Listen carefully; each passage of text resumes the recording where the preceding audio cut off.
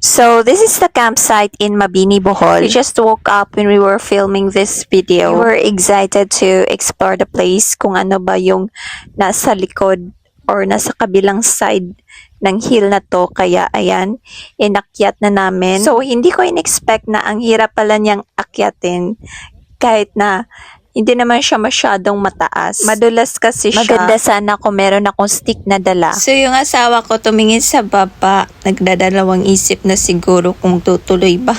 So kunyari, pipicturean niya kami. Siya na lang daw ang magvi-video at magpipicture sa amin. So ayan, konting-konti na lang at marireach ko na yung tuktok. Paano na lang kaya no kung matataas na bundok talaga yung inakyat namin. So ayan na, bumaba na talaga siya. For sure, nahingal na yan kaya bumaba. So nagstay lang kami ng konti, tinignan yung view at nagpa-picture. Pagkatapos nun ay bumaba na rin kami.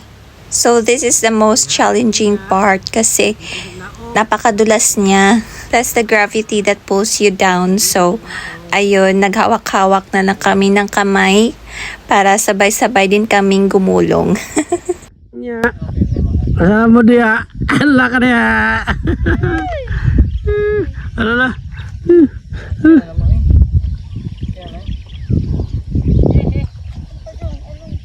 Ano magamagi? Ano ba? Slide mga nang ano? Ang isa.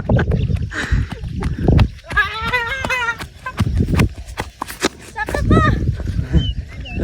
Tita.